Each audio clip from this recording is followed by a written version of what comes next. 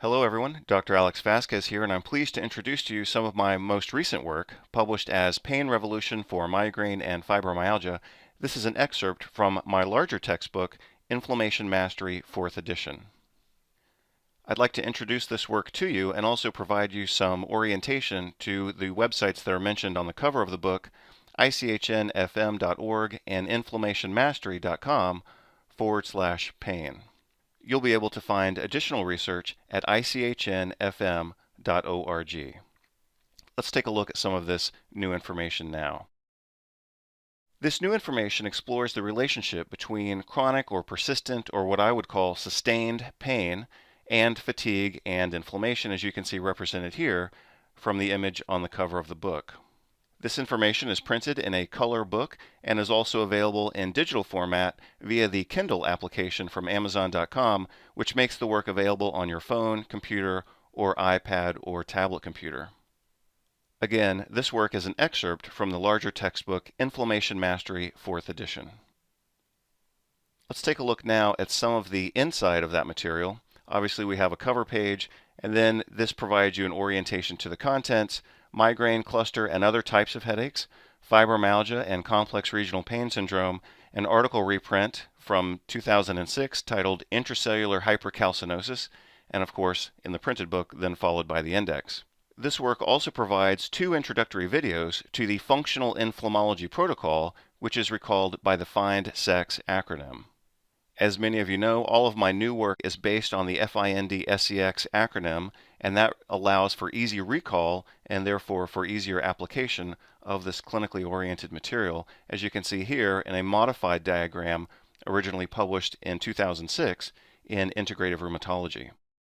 Let's take a look now at the section on migraine headaches. So in the section on migraine headaches, you can see that I dive in very quickly on the 3rd page of that material into some new models of how to understand the pathophysiology of not only chronic pain, but specifically in this chapter, migraine headaches. You can see that I begin the discussion talking about mitochondrial dysfunction, how that leads to brain inflammation, and fragility or overexcitation of brain neurons. I provide several different diagrams and different ways for you to understand that material. And again, in the printed book, as well as in the digital format, all of this is provided in color to help the material come to life for you and to remain more interesting, to kind of pull you through the information, because I think you'll find this information very helpful either for yourself as a patient or as a practicing clinician.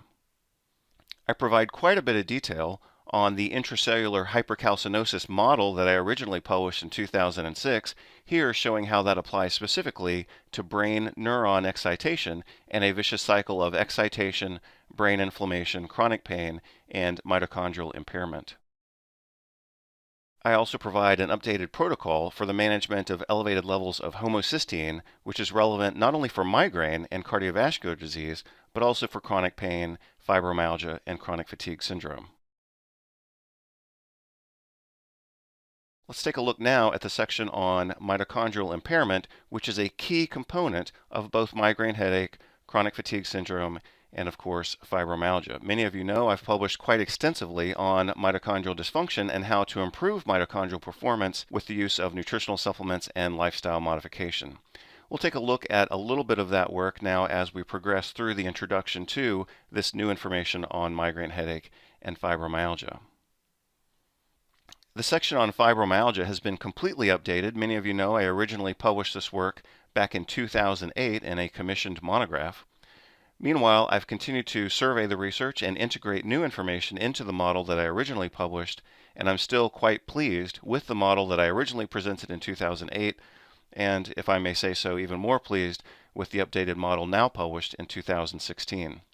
I also provide some historical review and perspective on our understanding of pain perception and how the nervous system actually is changed by the perception of pain to then lead to these chronic or persistent or sustained painful, inflammatory, and neuroinflammatory states. This information applies very clearly to persistent pain states such as migraine headaches, cluster headache, fibromyalgia, and again, complex regional pain syndrome. I review the diagnosis and pathophysiology of fibromyalgia very extensively. I also review the drugs that are used in the treatment of fibromyalgia and discuss some of the controversy and risks associated with those treatments. I also discuss some of the publicized information from groups such as the American Pain Society, American College of Rheumatology, and American Academy of Family Physicians, because I think that those perspectives need to be placed in a pathophysiologic or scientific context, because a lot of the information that's being publicized, in my opinion, is very discordant with the published research that really helps us understand these conditions and manage them and prevent them much more effectively. As I've done previously and increasingly in my work, I show you some case reports so you can see how these conditions can be managed clinically. And I also show you in several different diagrams different ways of perceiving this information so that, again, you can understand the pathophysiologic basis and therefore ultimately treat and prevent these conditions with much greater effectiveness. As I mentioned before, part of the pathophysiologic basis for our understanding and therefore our treatment of migraine headaches, fibromyalgia, chronic fatigue syndrome revolves around the connection between mitochondrial impairment and brain inflammation.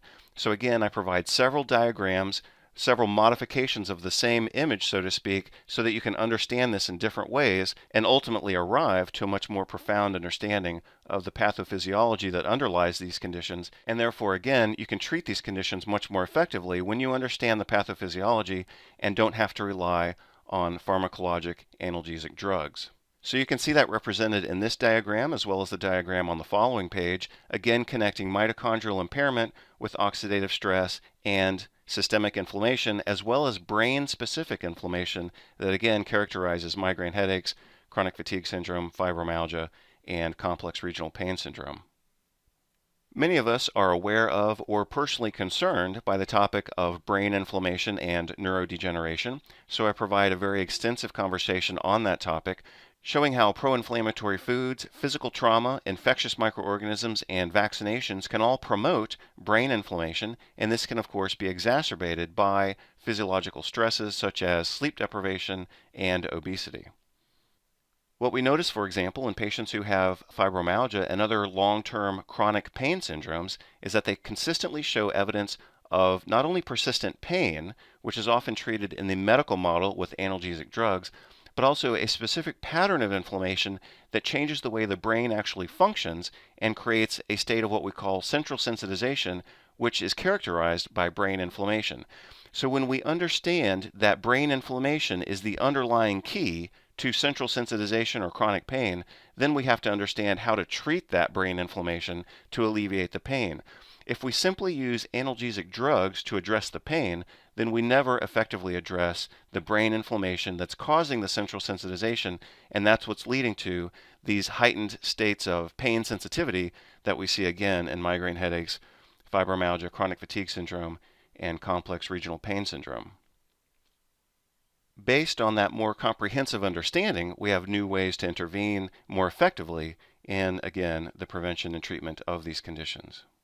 And I show you in the book how all of this information fits together into a unified and very cohesive science-based model. I also show you how different patterns of gastrointestinal dysbiosis characterized by small intestine bacterial overgrowth set the stage for chronic fatigue syndrome, fibromyalgia, complex regional pain syndrome, also, of course, irritable bowel syndrome, and other related conditions such as interstitial cystitis. Again, we have to understand the underlying pathophysiology if we're ever going to understand these conditions and therefore treat them effectively. So what you'll see in the upcoming months is an educational series of videos that serve to introduce some of the topics and vocabulary, but also aid in the clinical application of this information specific to migraine and fibromyalgia, but also, of course, applicable to other clinical conditions, especially those characterized by persistent pain. Eventually, this will be an educational series of videos available online for educational purposes as well as for continuing medical education and continuing education credits for medical doctors, naturopathic doctors, chiropractic doctors, and other healthcare professionals. So thank you for your interest in this work. You'll find more details at the website ichnfm.org.